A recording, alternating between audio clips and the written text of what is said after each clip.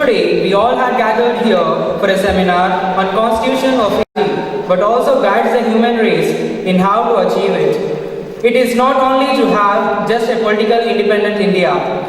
What is also need to have an Indian nation where every citizen will have religious and political rights, so that every person will have an equal opportunity to develop. Now, I call upon our principal, Ms. Prabhavati ma'am, to welcome the gathering.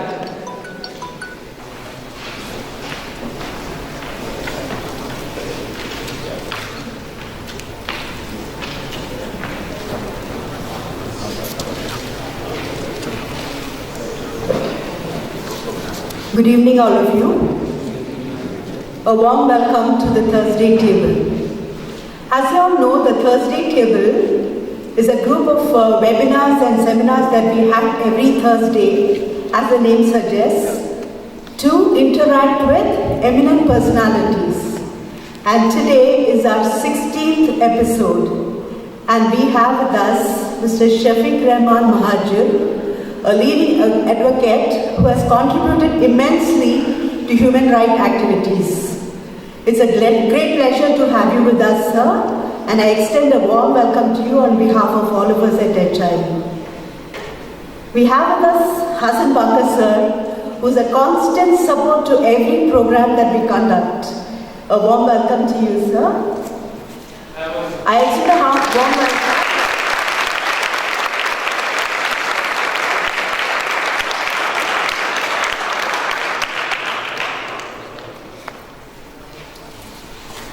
I extend a warm welcome to my dear sir.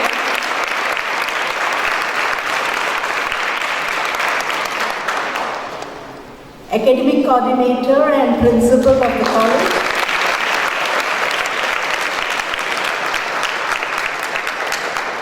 Teaching and non-teaching staff and my dear students. Our president, our Prime Minister Modi ji, he said, our constitution is a ray of hope, where H stands for harmony, O stands for opportunity, P for people's participation, and E for equality.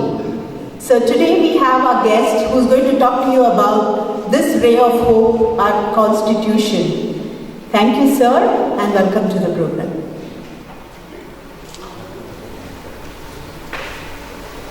Thank you very much, ma'am, for welcoming us all. Let me give you a brief introduction about our guest of honor. Mr. Shafiq Rahman Mahajir has over 37 years of experience as an advocate. He passed his Bachelor of Arts and Bachelor of Law degree from Osmania University, Hyderabad, and Master of Law degrees from University of London. His vast area of experience include litigation works in court, conducting legal research, as well as supervising juniors in matter of procedure, as well as subjugative law. He has heard and decided a number of cases as sole arbitrator. Mr. Mahajir has also authored circles on uniform civil codes, minority rights, and empowering of Muslim youth, and conduct several seminars and workshops for young lawyers. He had been invited to present papers and deliver lecture at MIT, Boston, DePauw University Institution, and at several places in India and several universities in USA. He has interviewed on TV, radio, and made part of documentaries on human rights. Now, I request our chief guest of today's event, Mr. Shafiq Rahman Mahajir, sir, to please address us all.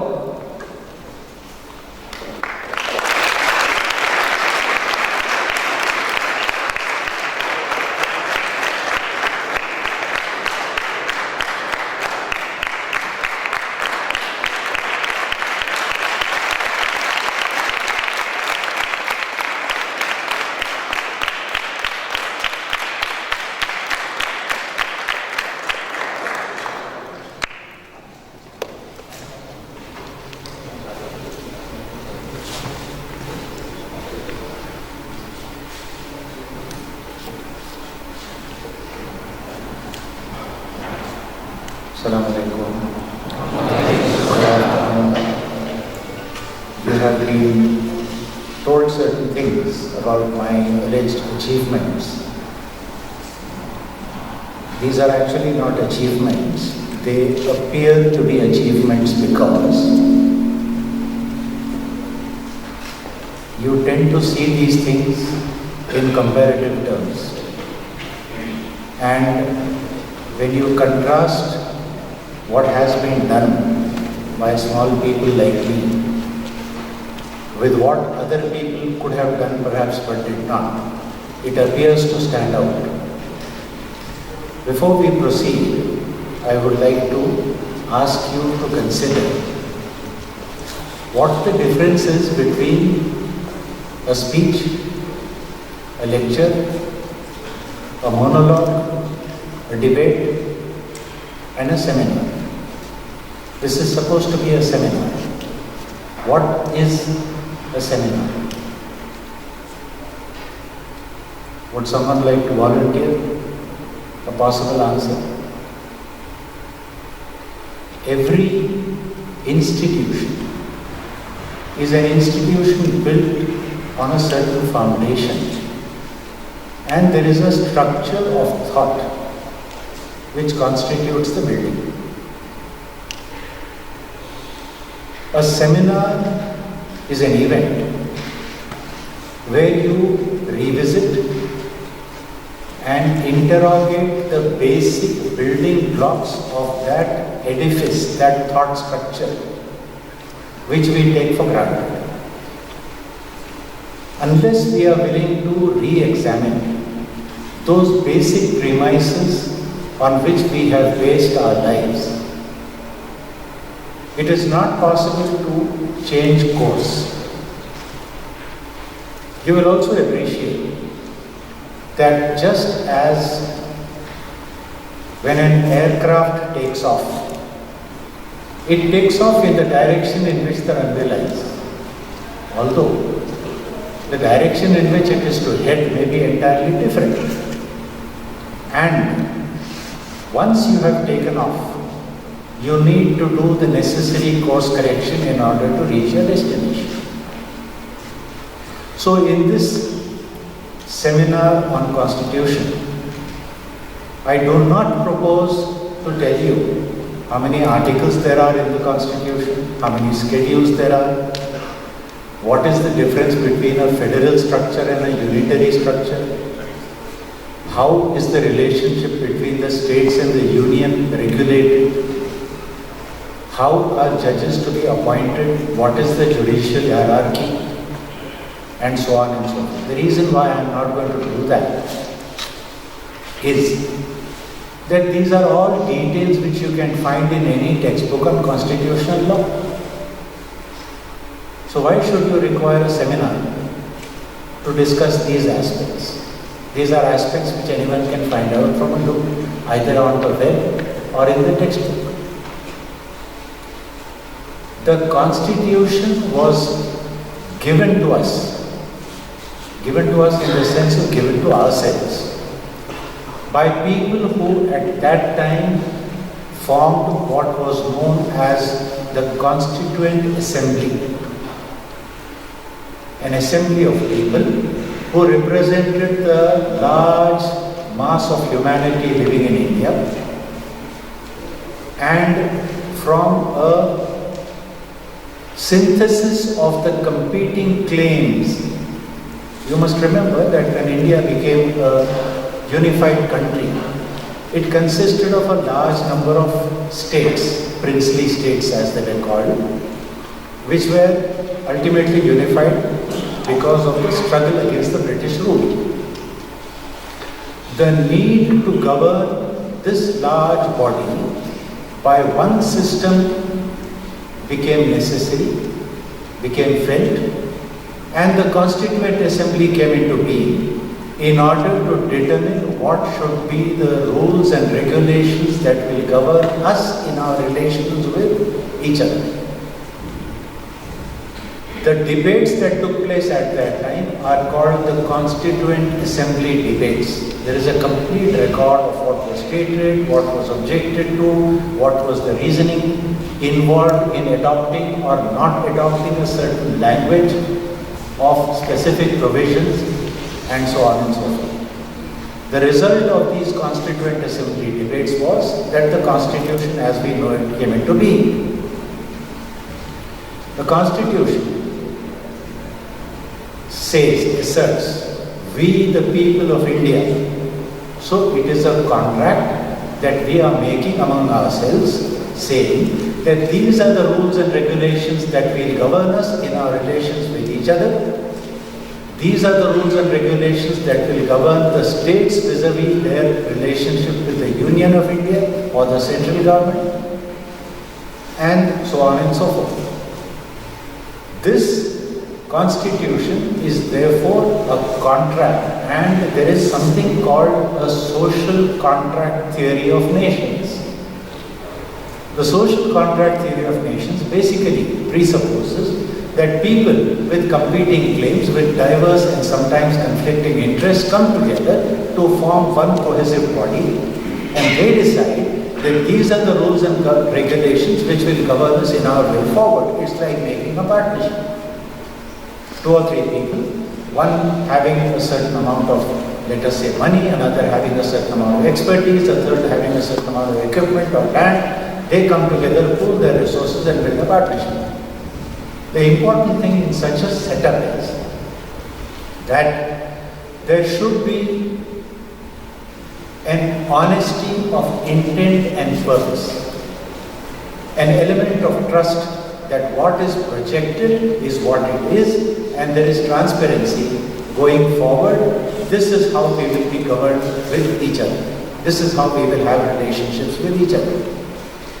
This Constitution is divided into a number of articles, and the articles specify different aspects of human endeavor. For example, you find a chapter on what are known as human rights. There is a chapter on what are known as fundamental rights. There is something known as fundamental duties which a citizen will owe to the body politic. There are also provisions relating to honoring of treaty obligations with other states, other countries, and so on and so forth. Now, there are other articles which talk about how judges are to be appointed and what happens if a judge has to be removed. Similarly, how Parliament shall be constituted, how elections shall be held, and so on and so forth. All these details you will find in any book on the Constitution. The important thing is what the interplay of various provisions vis-a-vis each other causes as a result, because that is how the effect of the Constitution is felt by the citizen. There is a small narrative about an event which is indicated and which I have used in my arguments in courtrooms also, as to how a provision of law, and we take Constitution also to be law. As far as the country is concerned, we call it the supreme law, because all other laws have to be tested for validity or otherwise on the basis of what the Constitution provides or prohibits.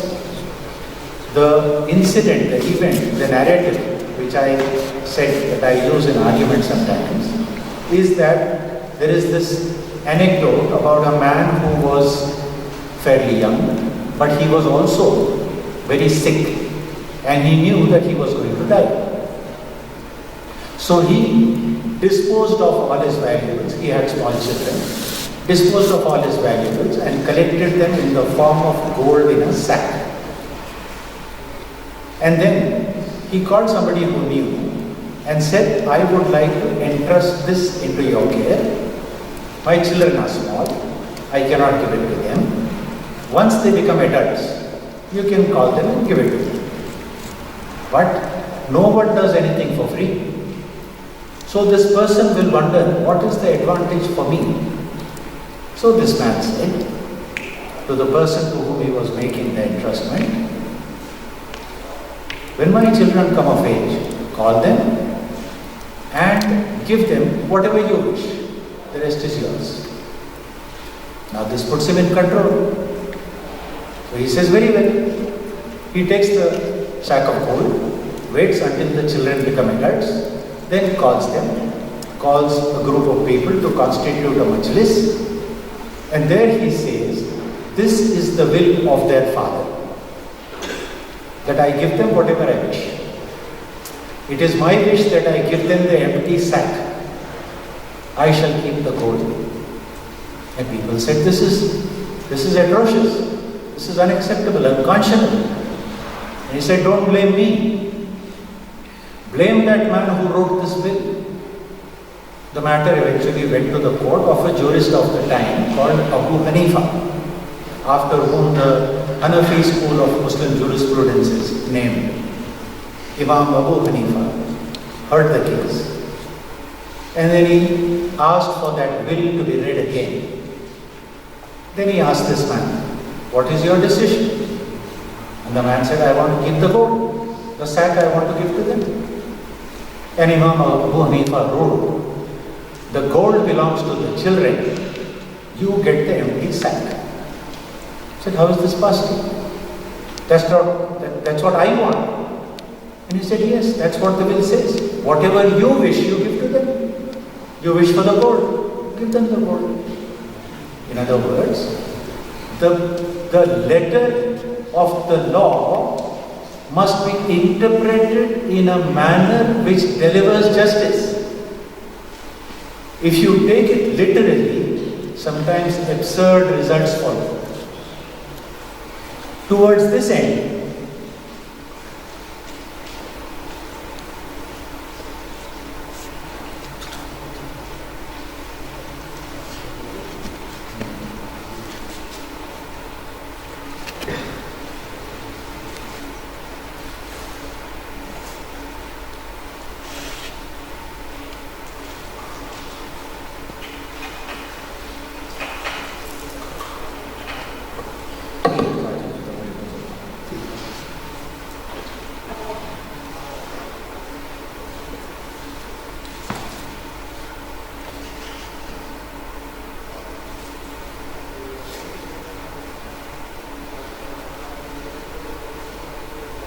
don't be too impressed by that. It's only to create an aura. So, there is a social contract theory of nations. And this various provisions of the Constitution are the contracts between us. And if this contract is breached, if someone violates this contract, my rights are adversely affected. Now, there is in law a principle, wherever there is a right, there also has to be a remedy. You can't have a right without a remedy by which to enforce it.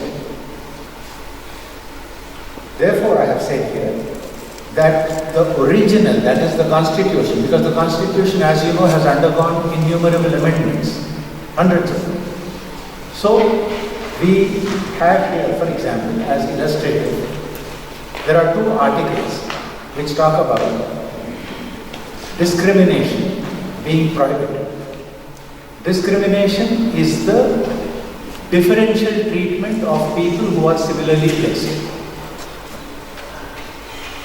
And law, justice requires that people who are equally placed should be dealt with equally. Now, you know that traditionally, and I want you all to understand, that these provisions which I am citing are provisions intended to enable you to understand the principles that are involved in interpreting Constitution. Now, when the Constitution came into being, the social system that prevailed in India, in all these various states, etc., was one where scheduled castes, scheduled tribes constituted people who had been traditionally discriminated for centuries. People were untouchable, people were not allowed to drink from a common well, people were not allowed to sit.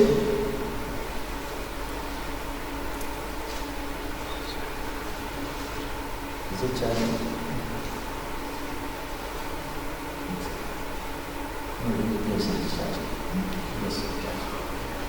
People were not allowed to sit and eat together with other people. So there was this caste system.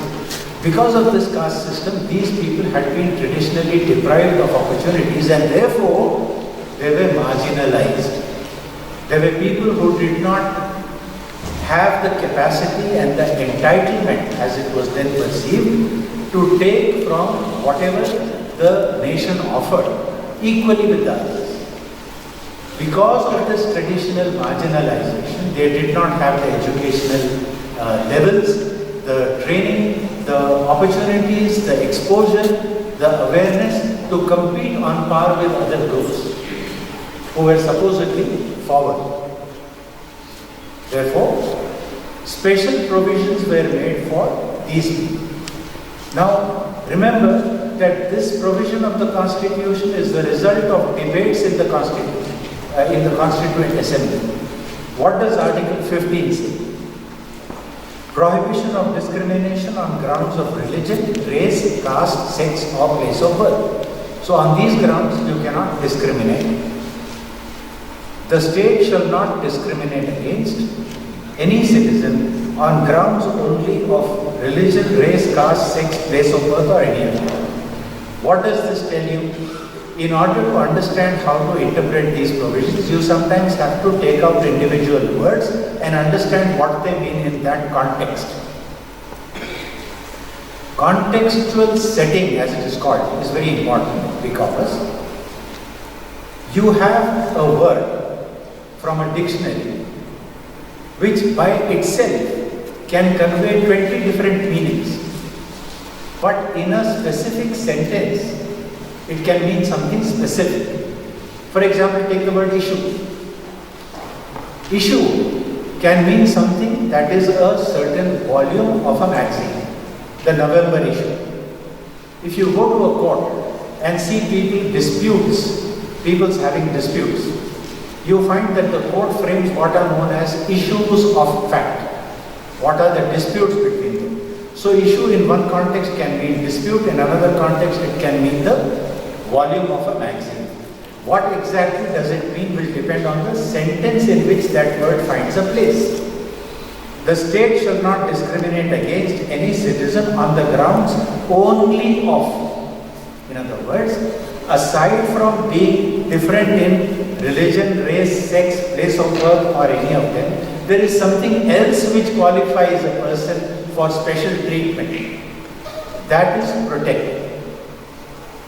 Then the article goes on to say, nothing in this article, which is, I am reading now, skipping 2, 1, 2 and 3, I am reading 4. Nothing in this article or in clause 2 of article 29 shall prevent the state from making any special provision for the advancement of any socially and educationally backward classes of citizens or for the scheduled castes and scheduled tribes. This is going to be slightly complex, so I would request your attention. Nothing in this article is what is known as a non-obstante clause. Regardless of what is stated earlier, nothing will prevent the state from making special provision for. Now please appreciate, the first word in blue is against. The word here is for. The first word in blue is for. What the provision means is that discrimination is permitted. Hostile discrimination is prohibited. In other words, you can make special provision for those people who have been marginalized so far. If scheduled castes and scheduled tribes have not got their due share of the national pie, as it is said, you can make provisions for their advancement. Now, who are the people for whom you can make this special provision? The answer is any socially and educationally backward classes of citizens or for scheduled castes and scheduled tribes. Now the word or becomes very significant. Why does it become significant? It becomes significant because it creates a dichotomy, it creates a distinct class, a differentiation between whom? Between backward classes of citizens as one category and scheduled castes and scheduled tribes as the other category, which means that discriminatory treatment for the advancement of people can be done for those who fall within either the category of backward classes of people or the scheduled castes and the scheduled tribes. This means that the word used here is, remember, classes. That's why I've changed the color in the ES. It's not one class. It can be many classes. Why I'm saying this and why I'm sort of highlighting this is that there have been arguments in courtrooms where, for example, issues of reservation of educational seats have been involved. Are you looking for things like How does that happen?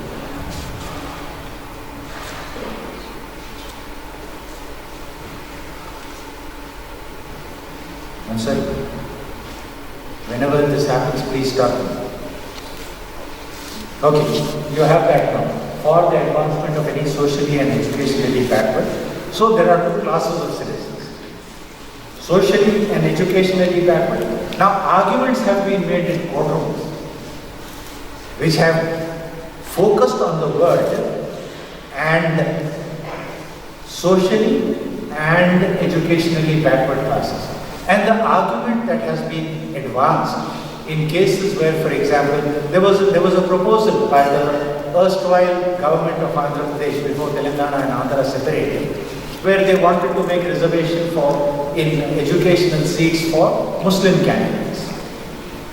That was shot down. And the argument advanced was, look, Muslims are one class. They are a homogeneous lot. There is no caste system in Muslims. And while it is true that Muslims are educationally backward, they are not socially backward, and every word in a constitutional provision must be given its full effect. The word "and" cannot be ignored. So you must understand that for Muslims to qualify for reservation, they must be socially backward as well as educationally backward. Granted, they are educationally backward, but socially they cannot be. My answer to that, my submissions was, you cannot just look at the and say they have to be socially and educationally backwards for two reasons. One, it is a fallacy that Muslims are one homogeneous class. And second, the operative word here is against. Discrimination cannot be against. It doesn't say discrimination in respect of. What prevented the Constituent Assembly from saying the state shall not discriminate in respect of? It said against, which means that hostile discrimination is prohibited and discrimination in terms of affirmative action is not only permissible, it is a constitutional imperative because the state is directed. Nothing in this article shall prevent the state from making any provision for the advancement of certain people. So as soon as you fall within a certain category, you are entitled for that affirmative action. How else do you justify, that was my argument, how else do you justify a 30% reservation for women, for example? That would be discrimination on the basis of sex, isn't it? It is permissible. Why is it permissible? It is permissible because it is affirmative action. What you are trying to do is to ensure, in a rule of thumb manner of speaking, about 50% of the population are women. Yeah. So it is necessary that the requisite number of women should also be in positions of governance in order to ensure that the benefits of the development that the nation sees should flow to the women also, and women being of that class would be in a better position to understand the particular nuances of the needs that women will face. Then,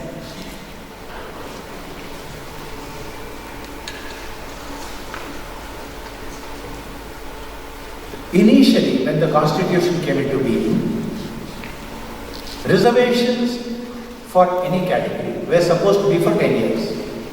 It was expected that within those 10 years, those who had been marginalized would be able to start competing on par with other classes of citizens, and therefore the need for discrimination, for affirmative action, for reservations would no longer be there. As it turned out, that did not happen, and it continued and continued and continued until today, 70 years into the Constitution, we still have those reservations, and in fact, there have been additions to reservations. Now I'm asking you to ask yourself a question. If today you make a contract, all you students come together and make a contract that we shall be governed by this principle for 10 years, let us say 5 years, you might agree, because all right, 5 years will pass, you are now in your 11th and 12th grade. In 5 years, if you are into a professional post, you would have qualified. By then things would be back on par. If you are told that this is going to continue for 35 years, you probably would not agree. Which is why I say that if it was then made known that these reservations would be unendingly extended for decades to come, probably there would have been no agreement on this. If, despite this commitment of 10 years, reservations subsequently are continued, my contention is that this becomes as if it is a fraud played on a people. Now the word fraud is a strong word. It has a criminal type of sound, but it is not. If you see contract, the law of contract, section 17, it defines fraud. And fraud, one of the definitions is any act fitted to deceive. So I tell you that I am going to do this for 10 years and get you to agree, and I continue to do it beyond that, I have deceived you. Now there is a directive principles of state policy, which is part of the Constitution, which says that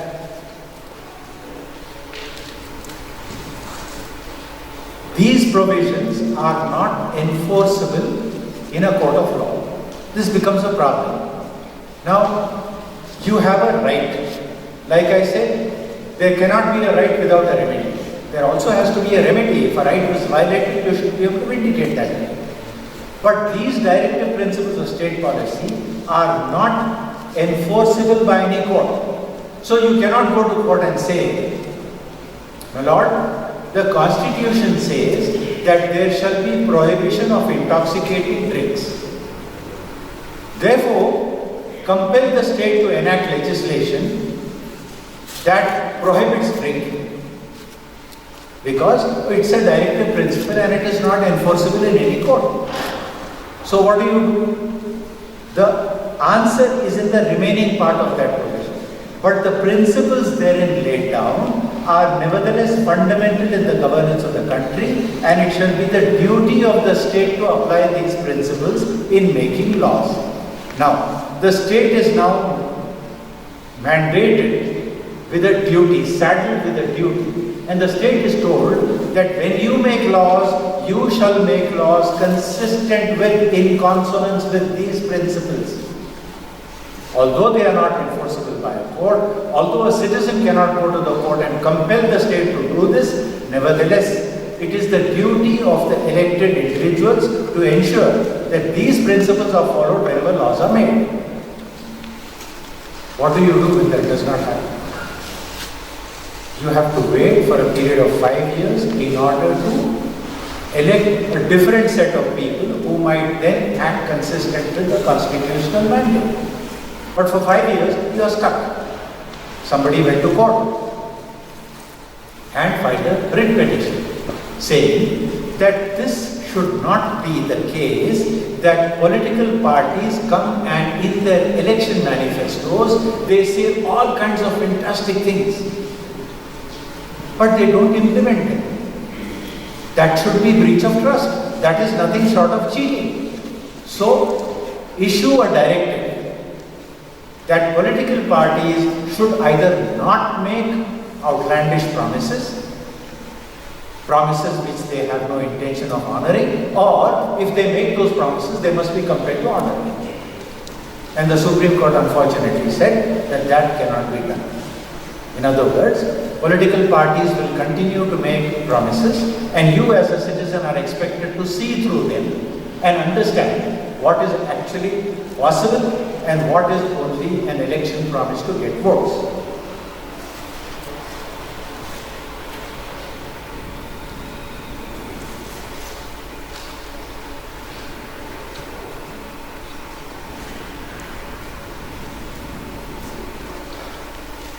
Article 46, promotion of educational and economic interests of scheduled castes, scheduled tribes and other weaker sections. Now, education and economic, scheduled castes, scheduled tribes and other, again you find this dichotomy. There is again a different category created for other backward classes. What are backward classes? Is it true that economic backwardness and social backwardness are somehow connected? The answer has been given in a Supreme Court judgment, which I have mentioned in a later slide, where the Supreme Court said extreme poverty automatically leads to social backwardness. Therefore, when this constitutional mandate, this directive principle of state policy requires the state to ensure that there should be an endeavor to promote the academic, the educational and economic interests of not only scheduled castes and scheduled tribes but other backward classes of people. The state is required to make laws consistent with that, but it does not. Similarly, like Article 15 spoke about education, Article 16 talks about employment. It basically has the same thought process involved. Now, please see sub-article 2. No citizen shall on grounds only of, you know what only of now means, religion, race, caste, sex, descent, place of birth, residence or any of them be ineligible for or discriminated against. Again you will find the word against, which reinforces the principle that I postulated, that discrimination in favor of groups is always permitted, provided there is a reasonable classification as to the basis on which you are treating them differently for them. Please read Article 4. Nothing in this article shall prevent the state from making any provision for the reservation of appointments of posts in favor of any backward class of citizens which in the opinion of the state is not adequately represented in the services under the state. Here I want to tell you, in the opinion of the state is a different concept from is proved to the satisfaction of the state. Opinion is subjective. There need not be objective data in order to ensure that this result is found capable of being upheld under judicial scrutiny. If in the opinion of the state, a certain, take for example, there are two articles, Article 331 and Article 333, which talk about reservation for Anglo-Indians. What are Anglo-Indians? Anglo-Indians is a race. It is a race which involves people of British descent who have married people who are Indians, and the result, they are called Anglo-Indians in terms of a race. That's a classification by race. 331 says that the president can nominate 2 Anglo-Indian persons to parliament. 333 says that the governor can nominate a person who is an Anglo-Indian to the legislative assembly of a state. What is this reservation on the basis of? Caste, class, religion, necessarily Christians, but that reservation is done. Therefore, my submission to this House is that reservation has been used in an improper manner in order to deliver politically desired results in derogation of what the constitutional mandate is. And for some reason, I have found difficult to understand, the courts have not upheld the apparent principle that we see staring at us in these provisions, that while hostile discrimination is prohibited, affirmative action in favor of individuals is a constitutional imperative. International peace and security. Now, treaty obligations are also required to be honored by the state. There is an International Convention on Civil and Political Rights. This requires that cultural heritage of people should be preserved. Cultural heritage would be the monuments, etc., that have been built, which form part of our syncretic culture, our cohesive culture and heritage, and so on and so forth. These, the languages that people speak. You know, you can, for example, if you allocate a budget as a state legislative assembly, if you allocate a budget ignoring a certain language, naturally, slowly that language will die out. That results in depriving a set of people of their cultural heritage. So all those things are required to be honored by the state. Does the state do that? And if it does not do that, what can the citizen do? If these directive principles of state policy are not justiciable, if they cannot be taken to the court of law, then effectively it becomes a dead letter. Which is why you find political upheaval in the country and so much dissatisfaction, where some section or the other of people begins to feel that it has been unfairly treated.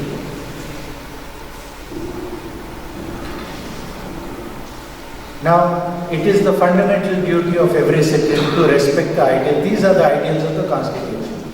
Every citizen includes members of parliament, includes members of the legislative assemblies, includes members of the legislative councils, includes governors of states, but sometimes you find that controversial statements are made by politically important people, and these cause unnecessary discomfort among some sections whom they appear to be directed against.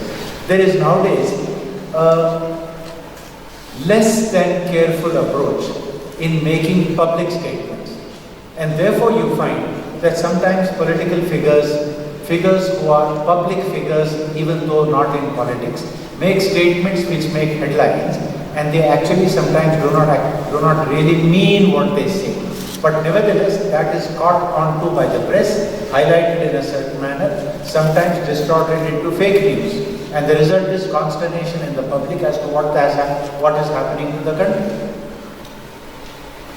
Some of these interpretative exercises have resulted in the courts holding attempts to make reservations in favor of certain categories of people as either religion specific or a fraud on the Constitution and so on. So these imperatives must be honored by the state. This is the same Article 15 which I have highlighted in a certain manner. I am going to leave this presentation with the institution, so you can go back to it and see individual slides if you wish to at leisure. There is a 5-bench judgment of the High Court which has said this, that reservation, what had happened in that case, I will tell you in terms of background. What had happened is that the Backward Classes Commission, there is a Backward Classes Commission. The Backward Classes Commission was asked to investigate whether the Muslims were backward and needed to have reservations for them. And the Backward Classes Commission did an exercise of its own and came up with this opinion that the Muslims required to have reservation for them. Accordingly, the government produced a GO which came to be challenged in the court. The traditional view is that the courts have deferred to so-called expert bodies. If you are appointed as an expert on, for example, a matter of history, and you give an opinion, the court will say, look, I'm an expert in law, I do not know, I don't have expertise in history. Here is an expert body which has given its opinion. I will say, all right, that opinion is the correct expert opinion. But in this case, the court decided to fault the conclusions arrived at by the Backward Classes Commission, and This was one of the questions framed by the court.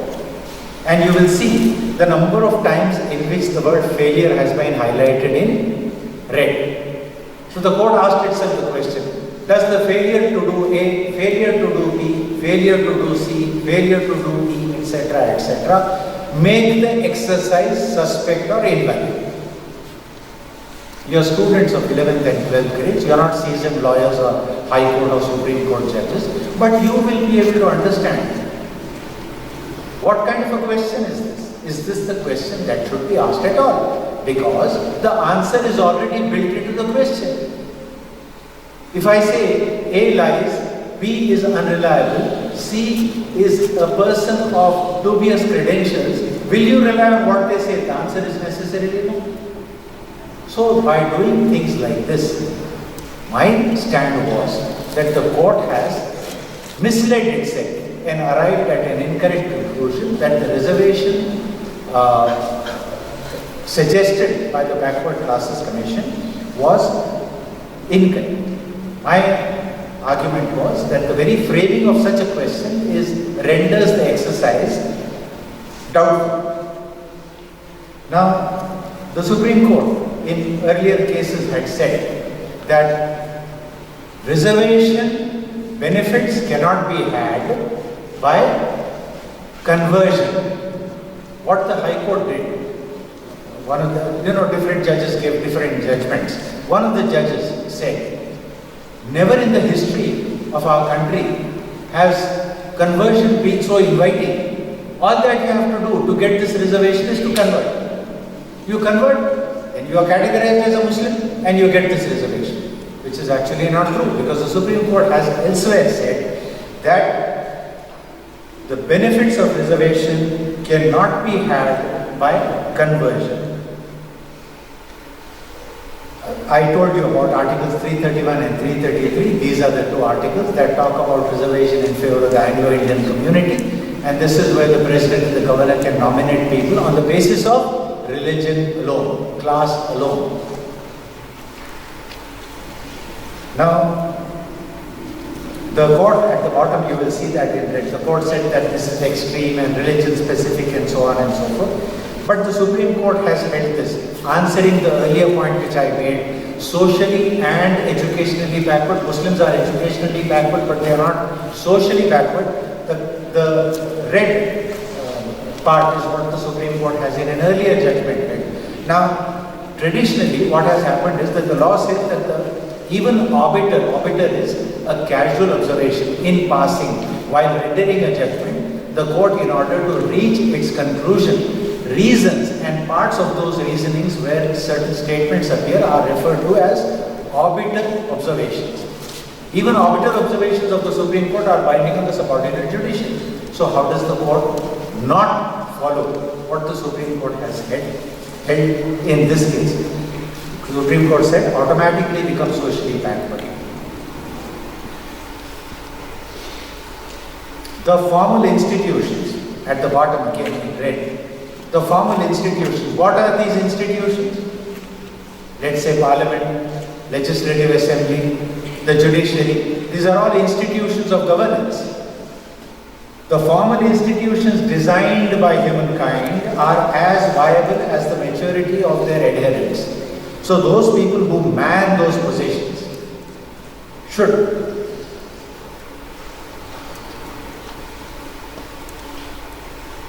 it says, again in the bottom you will find the words fraud on the Constitution. That's what the court said the reservation exercise was. And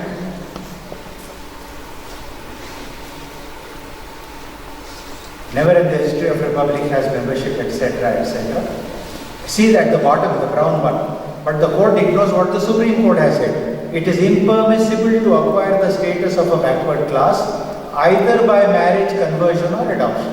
That is the judgment which I have quoted there. So therefore, this says that what the High Court held seems to be at variance with what the Supreme Court had earlier held. And that is why, in my submission, this judgment ought not to have been delivered, but was delivered. What the considerations that prevailed with the judicial minds which constituted the bench which delivered this judgment I would not like to comment on because it is shaky ground. It's not something that I would be able to substantiate, but it seems to be on considerations which do not find resonance in the provisions of the Constitution. So as I said, time marches on. We said 10 years, then 20, then 40, then 50, and now 17 years later, this goes on. Now here, I would like to Alright, just a few slides left, so I'll just go back. Parliamentary history and construing statutes. They said that in understanding the school of thought that limited but open use should be made of parliamentary history and construing statutes gaining ground, I am citing this because I have used as an argument the statement that in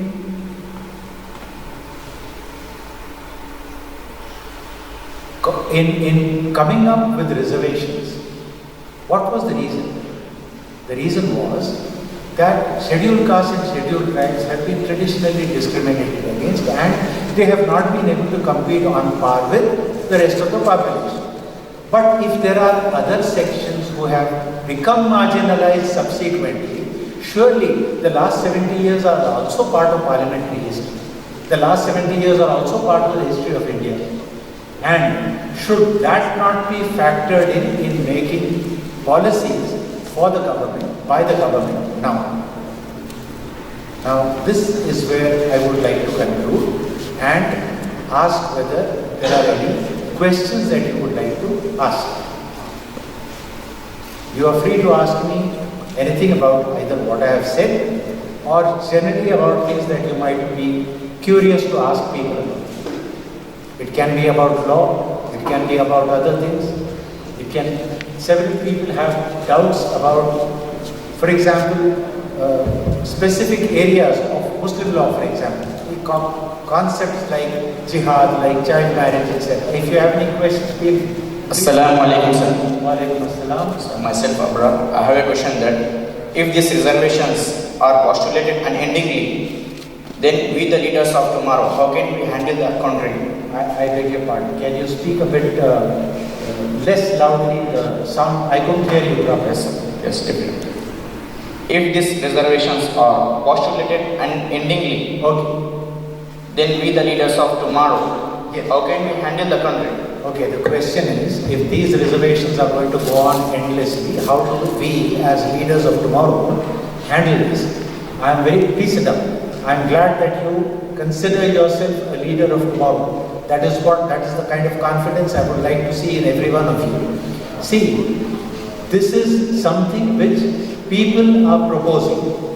You should be able to leverage public opinion in such a manner as to let people understand that this is inconsistent with what the mandate of the Constitution is. At the end of the day, it has been said that as between the judiciary and parliament, parliament is supreme. Because it is parliament which makes the law, which the judiciary interprets. The only difference is that when parliament makes a law, even with regard to, for example, extension of reservations, it is the judiciary which will have to pronounce on the constitutionality or otherwise of that provision, of that law.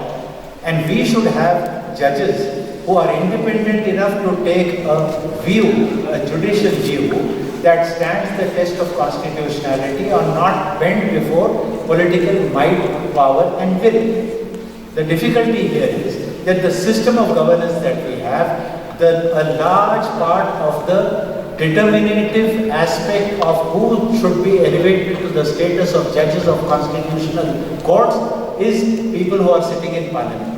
So the people we vote for are the people who decide who should be the judges, who will sit in judgment over the laws that these people make. That's not a very happy circumstance. Hopefully, as the country evolves, see, we are now 70 years old. As countries go, we are not very old.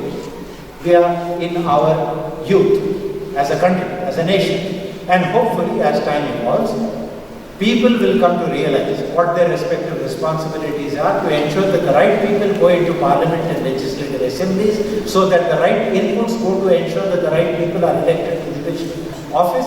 And when these questions come up before the course, the right decisions will emanate. Anybody else? It's not possible that you don't have questions. Yes, please. Speak, I can hear. Walaikum salam. So my question is that the basic fundamentals should be from legislature. So for that we need people to educate until that level. So what role can we play so that we can change the mindset of the people? Very good. Very good. What role can you individually play to change the mindset of the people? While we were coming here, we were discussing a certain thing, and that is that as far as children go, for example, children listen with their eyes. The expression is children listen with their eyes, which means that you can say whatever you want, but they see what you do, and that is what the model is for them. You must live your lives in such a manner that you become a role model for people to follow. People should, for example, why do you find that people from, for example, the All India Institute of Medical Sciences in Delhi are prized as medical professionals? Why is it that people from the Armed Forces Medical College in Pune are considered more disciplined? Why is it that people from the Indian Institute of Science in Bangalore are considered more focused in terms of scientific research? It is because of the training that they are supposed to have in that institution. When you go out after qualifying, you will be ambassadors of this institution. What you do, how you conduct yourself, the manner in which you compete, the manner, the level to which you excel, the confidence with which you meet challenges, all these are going to tell people, oh, this person is from HIE. Okay. Now, if I want my child to be like this, what do? I send him to HIE. Why is Rishi Valley considered an institution to which people want to send their children? The institution has acquired an aura of its own. How? Not by advertisement, by people seeing what the product of that institution have achieved. So what should you do? Live your life to the maximum potential that you have. I will here digress briefly and talk about something else. There is something known as Gestalt theory, Gestalt transaction and analysis. In Latin, there is an expression called res gestae, things which are connected. You all know what a play is. A play performed on stage, a drama. If you are given the role of a king, how do you conduct yourself? You imagine how a king will carry himself, and you carry yourself as a king would. If you are given the role of a beggar pleading before the king, what will you do? You will play that role accordingly. When you are born, you do not know whether you are a boy or a girl. You don't know. You are an infant. As you grow older, a boy is given a bat and a ball, and a girl is given a doll, and that is where the distinctive awareness of identity starts. Over time, when you are being taught something, a teacher tells you, please listen, because this can make a difference in your lives. A teacher tells you, I've told you 10 times, are you not able to understand? What has the teacher told you? He said, I told you 10 times and asked a question. Did you not understand? But subvocally, what is it that you hear? What you hear is, you are not capable of understanding easily. You are slow. You are dumb.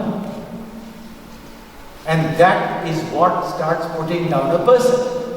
As a child grows up, the parent, the elder sibling, the teacher, unknowingly, unthinkingly, without being aware of it, inadvertently, writes a script for you. And that script is written here inside. Are you going to be a king?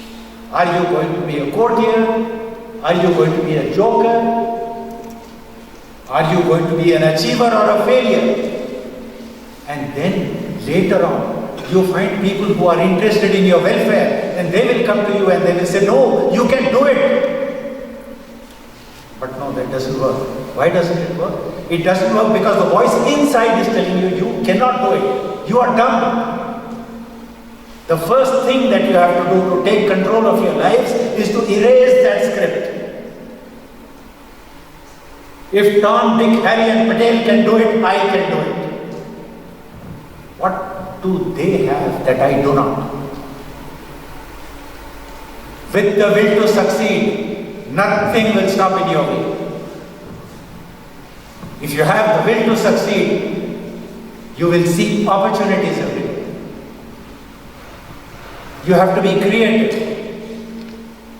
You have to visualize, which is why I will tell you, throw away your tablets, throw away your mobile phones. Stop use of your screens. You know why? Because you want to see how a polar bear feeds its baby, you can see it here. You want to see how a skier skis, you can see it here. You want to see how a person drowns, you can see it here. You want to see how a rocket goes into space, you can see it here. Put this away and then what happens? Read a book. When you read a book, what happens? There is only written word on paper. No visual. You have to visualize something which is not present. You are able to create in your mind what does not exist before your eyes. And tomorrow you will create the future. Tomorrow you will be able to do things which did not exist until then, because you have trained yourself to imagine what does not exist, what is not available to your senses, to your perception.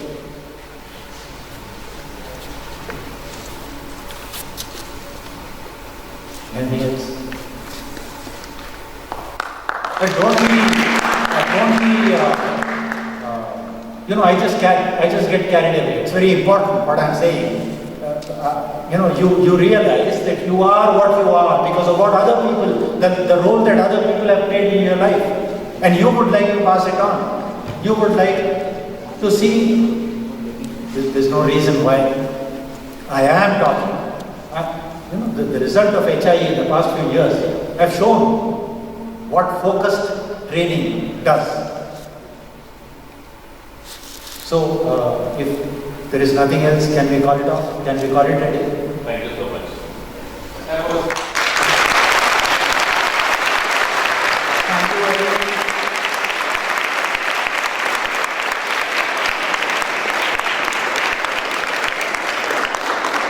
Thank you very much, sir. It was very wonderful. Now, I invite Master Shoaib Ahmed, the head boy of Hyderabad Institute of Excellence Junior College, to present a memento to our chief guest as a token of our love and appreciation.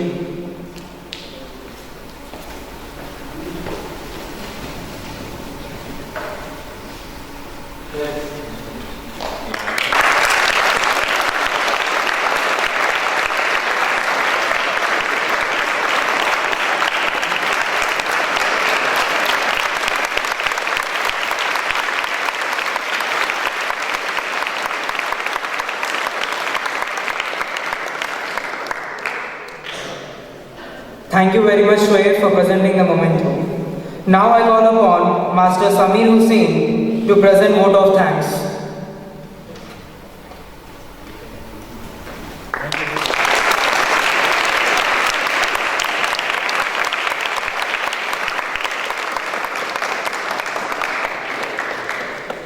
A warm and graceful afternoon to our most valued chief guest, Shafiq Rahman sir, management committee, worthy teachers, volunteers and my dear friends.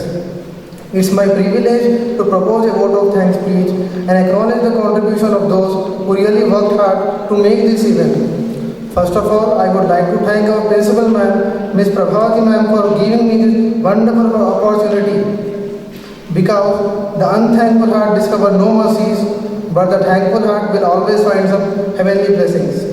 And I also thank the guest of honor of today's event, Mr. Shafiq Rahman sir, for spending his valuable time with us, sharing the experience which he earned through the years, and making us known about the Constitution of India.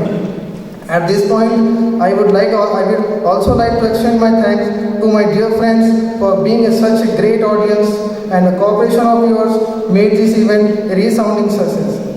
Gratitude is the best prayer that everyone could say. I say that one a lot. Thank you expresses extreme gratitude and understanding. So thank you one and all.